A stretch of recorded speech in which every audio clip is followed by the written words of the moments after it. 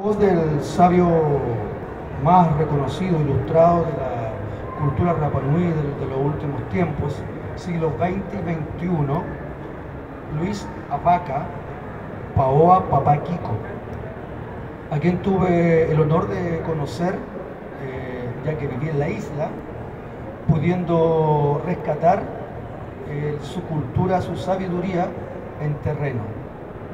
Para esta presentación, este libro que se llama precisamente Un sabio en Rapa Nui, me acompaña un querido amigo y compañero de la Academia Nacional de Cultura Tradicional, Margot Loyola, a la cual tenemos el agrado y el honor de pertenecer, Camilo Leiva, músico, antropólogo y además alumno de la maestra Margot Loyola, nuestra Premio Nacional de Arte Musical en 1994.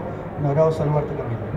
Un agrado, Julio, poder estar conversando contigo hoy. Y antes que todo, que pasemos al libro, como antropólogo, ¿cuál es tu opinión a la imagen de don Luis Apaca, conocido como Papa Kiko? Mira, el Papa Kiko tiene la cualidad de que fue un baluarte de la cultura Rapa Nui. Él aprendió con la reina Eva, la última reina que tuvo Rapa Nui, y era un ser sumamente generoso. Yo creo que muchos conjuntos en la isla lo reconocían como maestro, sin ir más lejos, por ejemplo, el famoso Caricari, que lo tomó como referente, y en el Conte igual, fue gran amigo de la maestra Margot y era poseedor de una sabiduría tremenda. He tenido la suerte de escuchar algunos cassettes en los que habla, y escuchar al Papa Kiko hablar sobre su cultura. Algo pasó. Algo pasó. Ahí sí. Hablar sobre su cultura, explicar sus cantos, es realmente fascinante porque sabía tanto y era impresionante cómo tenía claro todo el panorama de la música tradicional de Rapa Nui, que por lo mismo es sin duda un pilar fundamental de la historia cultural, porque tú sabes que la historia, ellos cuentan su historia a través del canto. Exacto. Como la mayoría de las etnias, que están en sus tradiciones, porque tienen la música y el canto para todos los momentos de vida, para nacimiento, para muerte, para sus animales, para sus dioses, etc.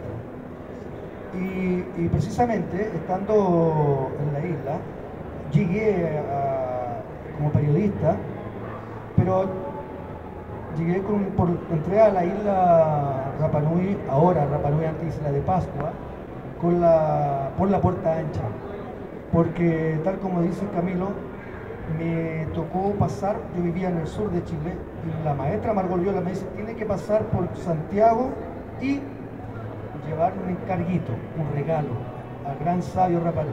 Así que cuando llegué a la isla, el maestro ya estaba esperando y no había duda que desde el primer momento nació una magia especial con este sabio Rapa Nui. Y de ahí, obviamente, como viví, iba todos los días a rescatar, a estudiar su sabiduría. Pero para que entendamos quién era Luis Apaca, aquí lo pongo en el libro, que nació en 1926, fue un destacado docente del folclore en la escuela de Rapa Nui, formador de grupos musicales y director de coros parroquiales en dicho territorio. En conversaciones con las nuevas generaciones de la música, de la cultura Rapa Nui, no hay duda que es el sabio más importante de su folclore, y incluso me han dicho, ya que tenemos acá una estatua en la isla monolítica, ¿cierto? Moai, si él hubiera fallecido en otros tiempos, su tribu lo hubiera elegido, y su etnia lo hubiera elegido Moai también. Esa es la importancia de este señor. Ahora bien, en cuanto al trabajo antropológico que se hace en estas materias, ¿cuál es tu opinión como especialista en la materia? Mira, creo que es importante reconocer que están en un proceso de autodefinirse y autoconocerse, ¿no? Allá en Rapa Nui. Es difícil hablar sin pasarlos a llevar, ¿no? Porque ellos van armando sus definiciones, van armando sus conceptos sobre quiénes son. Y en eso, que se consideren referentes como el Papa Kiko, es sumamente importante. Porque cabe decir, Kiko Paté fue el más joven de una generación de sabios. Kiko Paté recibe ya al final enseñanzas de Leonardo Paccarati, de Ricardo Gito, de la Mamá Vero, la Verónica Tan, de Susana Tan, que eran mujeres que sabían y hombres que sabían muchísimo de su cultura, y él era el más joven, entonces fue el que durante más tiempo pudo continuar enseñando y entregando todos estos saberes que compartía con esta... Exacto, y tal como tú dices, era un personaje muy generoso en la entrega de conocimiento, tan así que viajaban de diferentes partes del mundo a la isla para conversar y aprender de su etnia y sus tradiciones con Papa Kiko. Y también, muy bien dices, él fue un puente entre 3 siglos, porque su abuela con la que se crió había nacido en el siglo XIX. Luego, como todos saben, en Isla de Pascua lamentablemente llegó la lepra en el siglo XIX y siguió, porque en esos tiempos no estaba tan avanzada la medicina. Él también sufrió de lepra y fue desterrado al leprosario, pero muy joven. Eso significa que, además de estar preocupado siempre de sus tradiciones, al ingresar al leprosario se encontró con los ancianos y las ancianas Rapa Nui que venían del siglo XIX, los coros y las nuas. Entonces, en ese encierro que no tenía más que hacer, entre el sufrimiento, además cantaban y se ayudaban, rescatando con mayor razón sus tradiciones. Entonces, de ahí también se escapa, con respeto que se les otros coros y nuas, el que haya permanecido por tanto tiempo con su cultura, en su entrega, en su captación y en el conocimiento que iba adquiriendo. Esa también es la gran importancia, a pesar del sufrimiento que tuvo Papa Kiko. Entre estas conversaciones, esta es una biografía con don Luis Abaca, y tiene la particularidad de que ahora no tanto, porque las nuevas generaciones o han perdido la lengua vernácula, se han creado otros modismos, otros vocablos, pero incluso solamente entre ellos y poco hablan con nosotros, hablan más Rapa Nui cuando quieren decir algo a nosotros castellano, de Castilla, ¿cierto? Pero en estas entrevistas él todavía hablaba, como todos los ancianos, los coros y las nubes de su tiempo. Esto fue el 2007, perfectamente Rapa Nui, tan así que yo tenía un programa en la radio que era Conversando con la Historia, y venían los coros y las nubes, los traían los nietos y tenían que traducirle, porque los coros y las nubes solamente, inclusive ahí, hablaban solo Rapa Nui. Entonces, por ejemplo, le pregunto a don Luis Abaca algo de su linaje. Entonces hablamos entre Rapa Nui y entre castellano. Y como sucede en todas las etnias, por ejemplo, específicamente nosotros los yaganes, los aymaras, los mapuches, no tanto los mapuches, suelen tener no tan enriquecido lo que tiene que ver con la semántica, con los tiempos. Entonces a veces hablan en presente, a veces no hablan en futuro, no hablan en pasado, pero se entiende. Yo quise ponerlo tal cual para que sea muy auténtico. Por ejemplo, le digo al Papa Kiko, Yorana Koe Coro, Peji Koe, hola maestro, ¿cómo está? Riva Riva Maururo. Bien, gracias. Antes que todo, Papa Kiko, hábleme algo de su familia. Y mire qué impresionante lo que me dice. Mi padre se llama Pedro Pablo Paté Pacomio y mi mamá Amelia Paoa Manuiri. De mi mamá con mi papá son 11 hermanos, todos muertos, solo yo quedo. Ahí están los tiempos. ¿Quién de su familia se dedicaba a la música? ¿Quién lo acercó al mundo del canto? La familia de mi papá era buena para la música y la de mi mamá buena para cantar. La señora Carolina, la señora Victoria, mi tía maestra de la iglesia. Antes estaba el pujío gío, flauta. Esa la hacían de caña de bambú, de madera. Mi papá siempre tocaba esa. Mi abuelita que se llama Anastasia Manuiri. Murió en el año 1942. 21 de enero, de 100 años. Ella vivía en casa, me mostraba su casa, se llama Moenga, Jare Moenga. adentro con totor y fibra de plátano, y afuera con maucu, o sea, pasto. No entiendo lo de la casa, maestro. Muenca es como una casa, una totora o la fibra del árbol del plátano, para tapar, amarrándola como una alfombra para meterse adentro. A veces, algunos hacían juntar pasto seco y los molían bien, bien molidos, y así los ponían como cama, suavecitos. En un rincón alto de su comedor, a precio fulgurante, majestuosa, una típica corona de Arica y Rapa Nui, de un rey.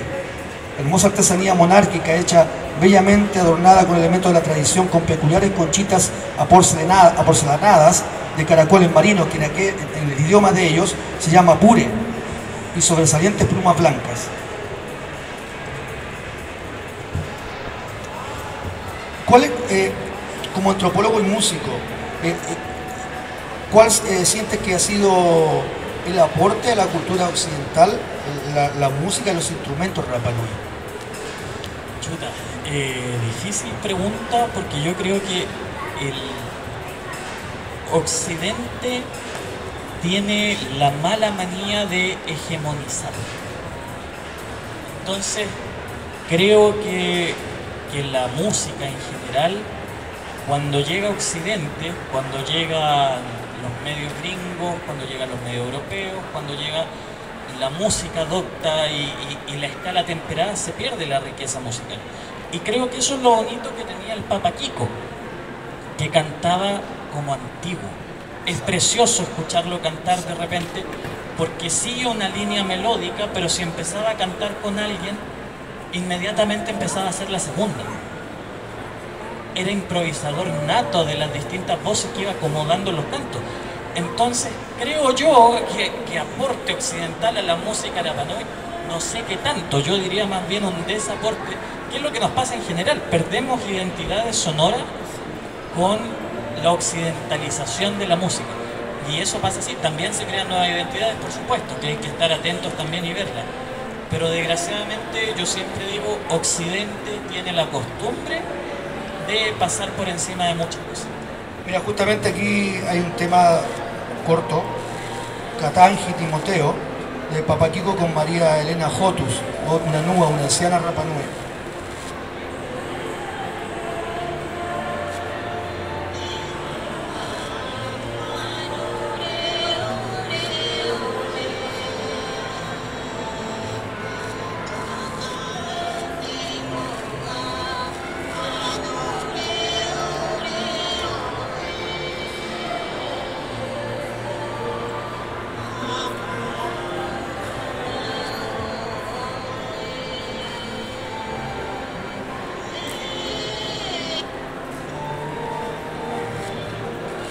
Kiko, ya decíamos que tenía la gracia de haber vivido, captado y relacionado, siendo cultor musical de Rapa Nui durante 3 siglos.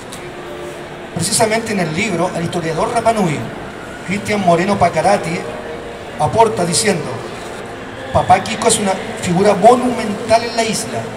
Fue criado por una mujer nacida a mediados del siglo XIX, su abuela Arenga Hopu Hopu, y vivió en el leprosario, donde alcanzó a compartir con figuras que tenían vastísimo conocimiento y poco explorado además. Eso lo hace un nexo importante con el pasado que va mucho más allá de lo que tenían las personas de su edad en la isla. Fue también pionero en muchas manifestaciones artísticas, tanto ligadas al pasado como las innovaciones que hoy están ampliamente difundidas. Un verdadero artista que respetó la tradición, pero no se quedó estancado en ella. El legado de Papá Kiko en esos aspectos es gigantesco, admirable. Cristian Moreno Pacarati, historiador Rapa Nui, con residencia en Isla de Pascua. Entonces eso es justamente lo que hablábamos, que él fue un personaje fundamental en el rescate también, porque en el año 38, el entonces gobernador de Isla de Pascua hace una gran ceremonia para celebrar los 50 años de la anexión de Isla de Pascua a Chile. Entonces le pide a todos los coros inúas que venían del siglo XIX, o sea, los ancianos, los hombres y mujeres ancianas, coros inúas, de que volviera a mostrar a los jóvenes, a sus hijos, a sus nietos, cómo eran aquellas tradiciones. Y en ese momento estaba un niño que era Luis Abaca Paté. Algo difícil porque tal como existe el chajoso en la cultura yagán, también era prohibitivo para los niños. Sin embargo, sabios, los Rapanui antiguos obviamente también, piden que por única vez sí vengan los niños a compartir y ver cómo es la ceremonia, porque sabían que sí, eso iba a ser un puente para el futuro, sabían que eso sí iba a ser legado, que ellos iban a partir y que esos niños lo iban a transmitir por siempre, y es lo que hace precisamente Papá Kiko.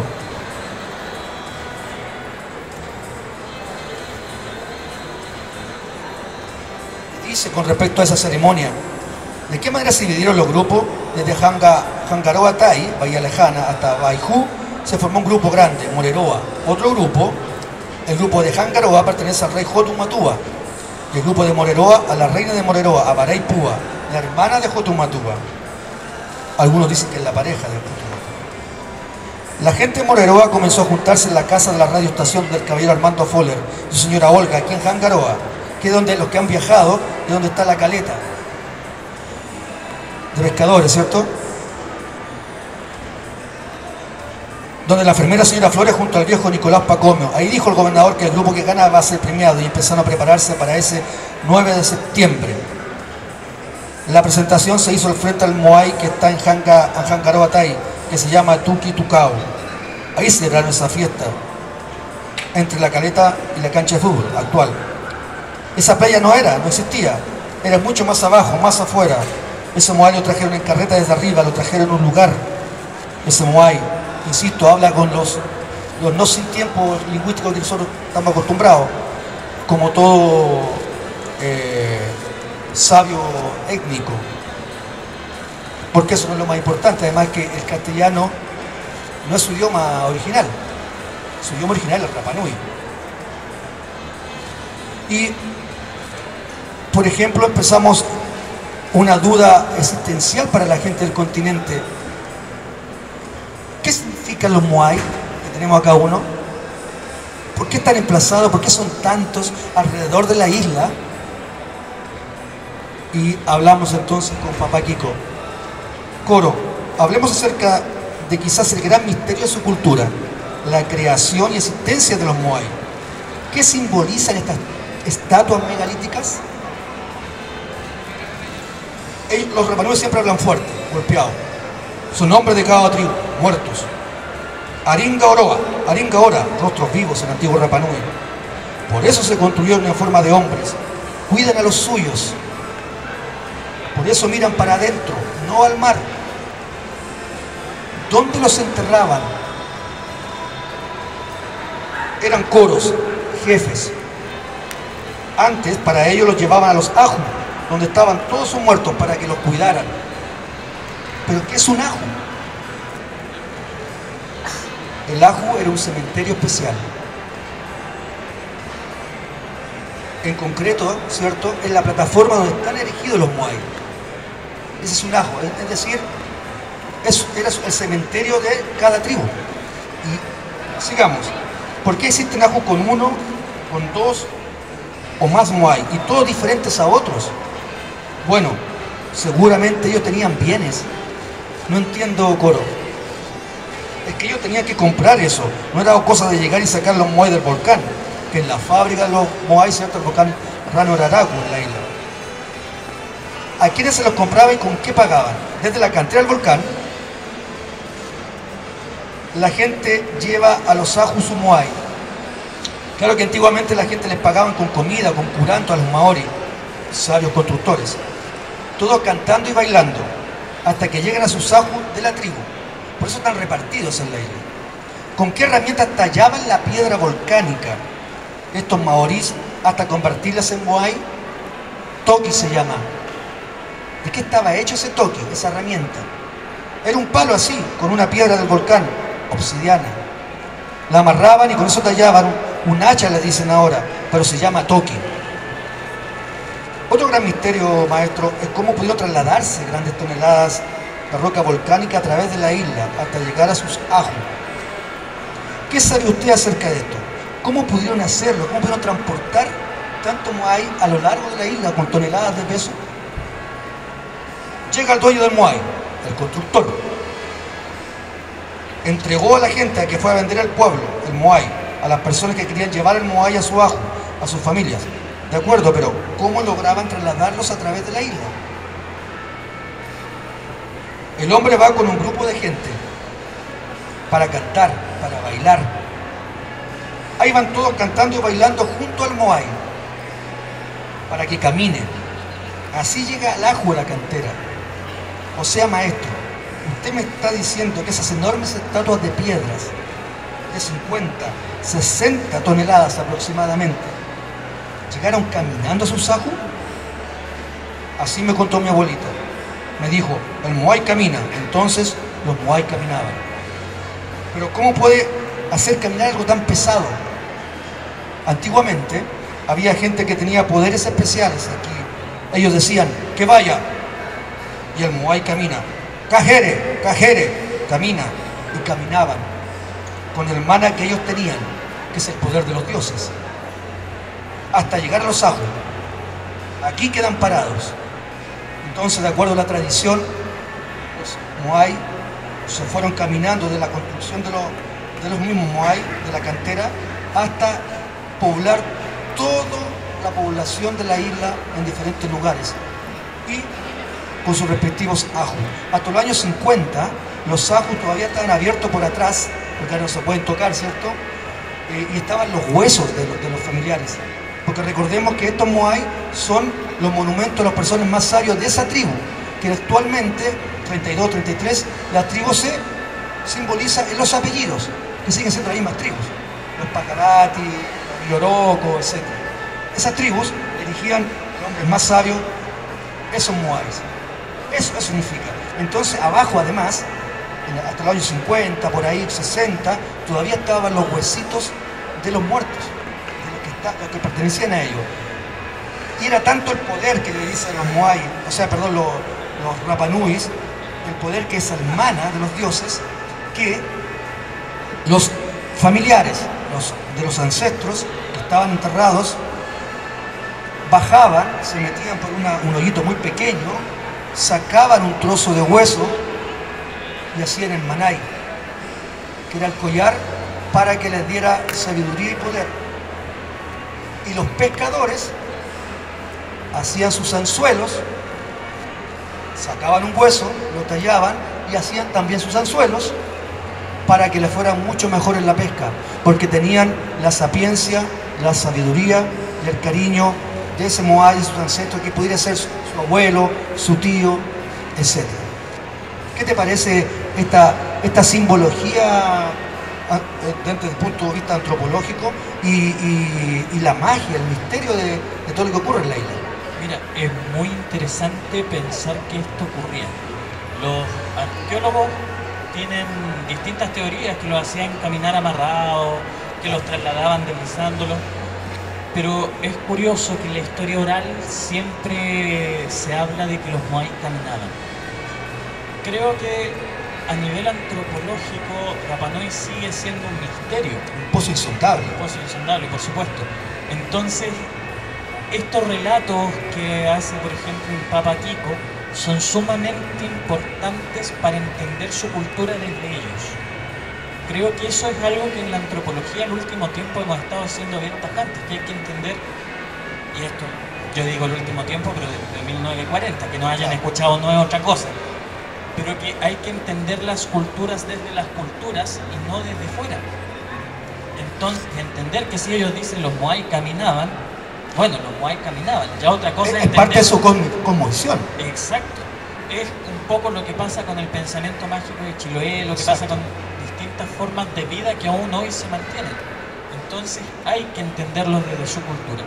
Es interesante también tener claridad de las tribus que hay allá. La otra vez, escuchando a la gran estudiosa Sofía Barca, que ha trabajado mucho con María Elena Otus, alumna del Papa Kiko, contaba que en Rapa Nui, después de que volvieron todos enfermos desde lepra, desde la guanera, peruanas, son 47 vientres de los que desciende toda la población actual en Rapa Nui. O sea, estamos hablando de 47 mujeres que reactivaron esta cultura, que le volvieron a dar vida. Fíjate que interesante el punto que rescatas, porque hasta el día de hoy no se conoce qué significan las tablas de Orongorongo, que era el vocabulario, el diccionario de los Rapa Nui. Y eso ocurre precisamente porque lo que cuenta el querido antropólogo, que siglo XIX llegan 7 barcos peruanos a Isla de Pascua, los engañan, le llevan cosas, bajan los Rapa Nui, no estaba poblado obviamente, bajan y cuando bajan los apresan. Y era para llevarlos de esclavos a las guaneras peruanas. Y ahí van los maoris, van los sabios que obviamente eran los entendidos en el vocabulario y los creadores de la tabla Orongorongo. Y de esa manera se pierde el significado de todo aquello, hasta el día de hoy no se sabe. Y están así que después, gracias al pueblo francés y a la Iglesia Católica Francesa, los rescata muy pocos de la isla. Y cuando vienen viajando, ellos ya obviamente venían con lepra, con enfermedades, van muriendo. Y algunos decidieron quedarse en la isla, pero otros por miedo, porque no le ocurriera eso, se fueron a Tahiti o Tahiti. Por eso tienen todos familiares allá. Pero por eso también llega la lepra a Isla de Pascua, es muy triste. Pero entremos a un lugar, algo más agradable. Mi compañero de la Academia Nacional de Cultura Tradicional, Margot Loyola, a la cual pertenecemos, precisamente vino vestido con una camisa pareu, se le llama al género pareu, porque en el Conti, como le dicen ellos, acá en el continente, las damas sienten que el pareo el cubre como falda, ¿cierto? O se lo puedes poner arriba, pero el pareo es el género, para hombres o para mujeres. Y ahí tiene la flor típica, que es el hibisco, y eso tiene una razón muy linda con la mujer. Que es ¿por qué la mujer Rapa Nui usa una flor en la oreja? Y no solamente la mujer Rapa Nui, sino que la mujer polinésica. Entonces sigo la conversación con Papá Kiko. Ya que tocamos lo de las flores, detrás de la oreja, Papá Kiko, ¿tiene algún significado especial este característico gesto? Sí, eso es igual que el anillo de ustedes, o sea, de los del Conti, Chile, Europa, o el mundo. No entiendo, Coro sabio. La flor se pone en la oreja izquierda cuando la mujer tiene hombre. Si no, no. Si no hay hombre, la flor va en la oreja derecha. ¿Qué tipo de flor es esa? Hibisco se llama. ¿Es de aquí, de la Polinesia? ¿Y esta tradición es de aquí, en verdad, o viene de otra parte de la Polinesia? Nosotros no tenemos eso antes aquí. Vuelvo a repetir para los que están ingresando, llegando, que como es un sabio Rapa Nui, de una etnia específica, no hablan con los tiempos. Ellos hablan porque aprendieron algo de castellano. Su idioma no es el castellano, sino que el Rapa Nui. Eso habla no en el tiempo exacto. Entonces dice, nosotros no tenemos eso antes aquí.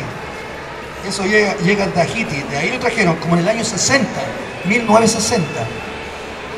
Vino un hombre con su mujer y trajo eso. Y entonces, ¿qué se usaba antes aquí en la isla? Se ponían albahaca. Es muy rico y fragante. La mujer Rapa Nui se ponía la albahaca en la oreja antes del hibisco, la flor que hasta el tiempo de hoy usan.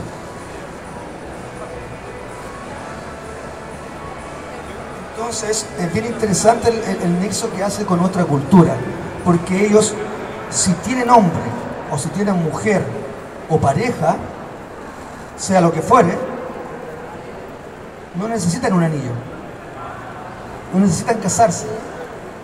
El solo hecho de tener una flor que sí va al andar con lo que la cultura occidental lleva, de acuerdo a dónde va el anillo, si es casada o no, o casado o no.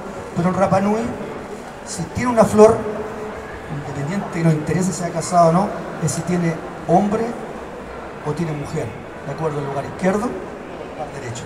Es interesante eso con respecto al hibisco y a los pareos.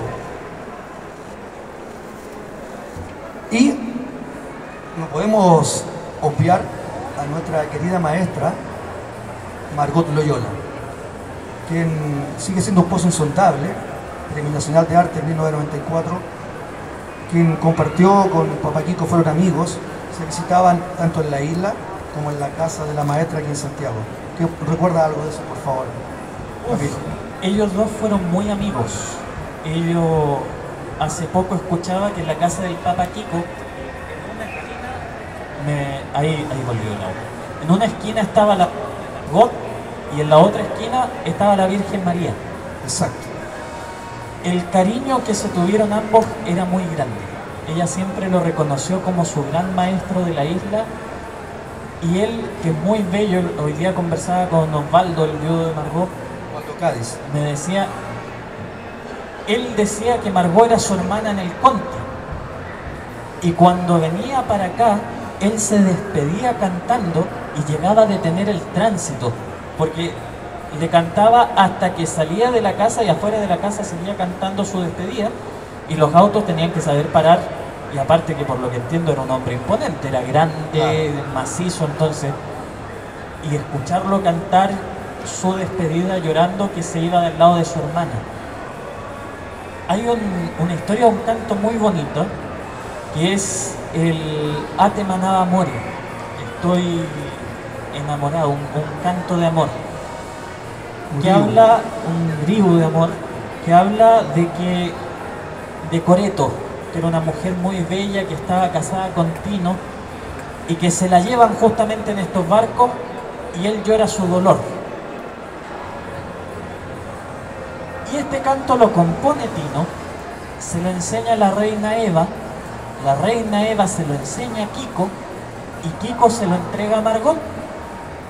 Y cuando Campbell le dice, Ramón Campbell, el gran etnomusicólogo que escribió La herencia musical de Rapa Nui, les dice, oigan, y la canción de la Margot, esa de Tino y Coreto, no, esa es de la Marcó, esa es de la Marco Llora.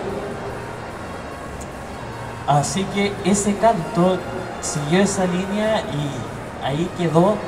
La maestra lo grabó en el año 85 en el disco Igual Rumbo y fue parte de todo lo que le enseñó, porque fue mucho.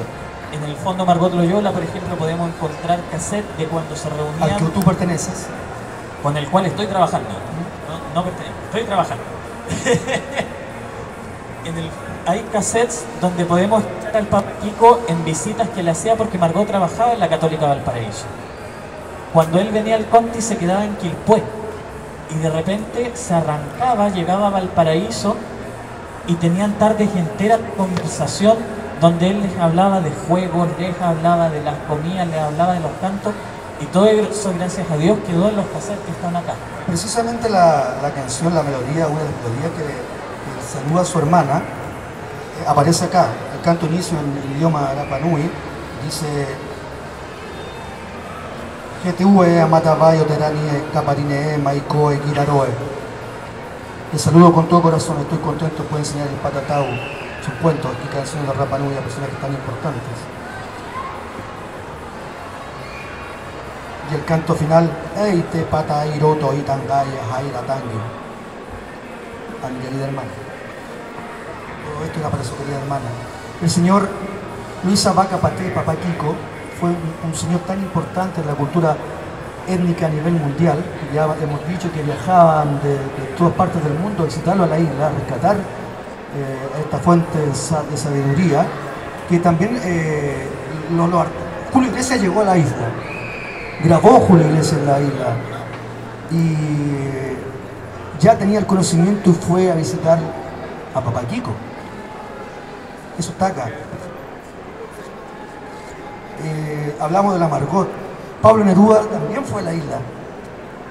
Y están los videos cuando lo llevan a Papa Kiko a conocer y le pone un auto para que después lo acompañe arriba en otro sector de la isla. Porque fue el sabio más importante de la cultura tradicional. Entonces es un honor poder crear este libro y dejar como legado escrito, rescatar a este gran sabio. De hecho, este libro trae opiniones. Nuestra querida Margot Loyola dice: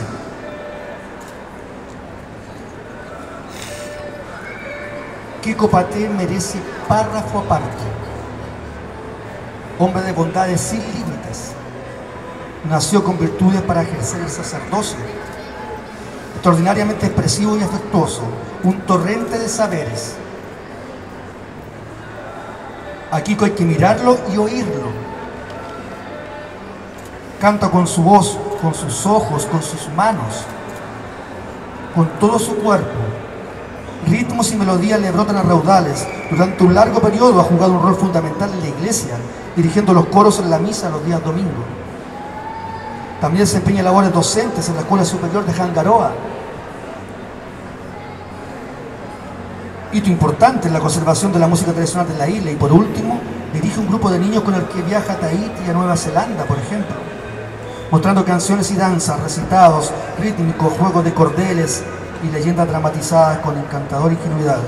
Entre las canciones de su vastísimo repertorio se destaca por su belleza y valor histórico Unate Manaba More, Hígado o vientre herido, canción de amor que él hereda de la reina Eva. Último baluarte de la dinastía pascuense, fallecida en 1942 a la edad de 116 años. Fue registrada en su casa de Jangaroa, donde el informante le interpretó a capela, acompañándose con movimientos de brazos y manos y gran expresión facial. Margot Loyola Palacios, Premio Nacional de Arte Musical en 1994. Y para que se siga conociendo la importancia de este señor, Alessandra Edwards, autora del libro One the Universe Formed in Island, investigadora asociada de Rapa Nui Observatory Planetario, cineasta, escritora e investigadora de la Polinesia. Papá Kiko es legendario en la isla, el más grande músico contemporáneo nacido en esta tierra junto a Kio Teao. Era también una de las más valiosas fuentes etnográficas, con un vasto conocimiento de las historias y tradiciones antiguas Rapa Nui. Era, entre comillas, el paquete completo,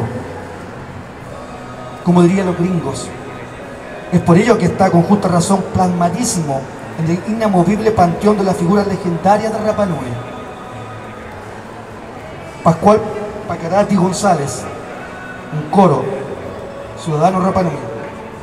Era una de las personas con mayor sabiduría, un experto en todo lo relacionado con los cantos, ya sean los más antiguos como los oriu, los ute y también sobre todo los cantos religiosos. Su partida es una gran pérdida para la cultura Rapa Nui. Gustavo Borges Paoa, artista visual Rapa Nui. Fue un hombre muy sabio, de los últimos y de mucha humildad para entregar sus conocimientos, comparado con otros coros. Era visionario, sabía que si no lo hacía, se iban a perder para siempre sus conocimientos.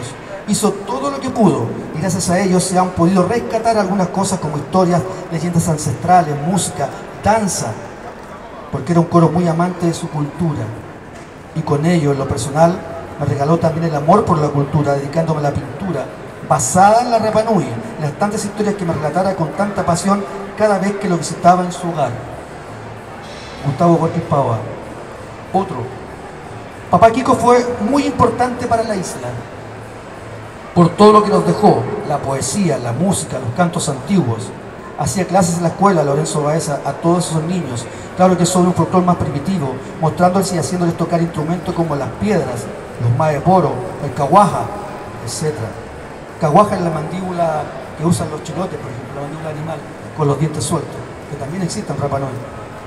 Y no solo a esos niños, ya que cuando estuvo internado en el leprosario, había varios niños ahí dentro, enseñándoles también a ellos. Así que fueron generaciones que aprendieron de él, de sus conocimientos antiguos.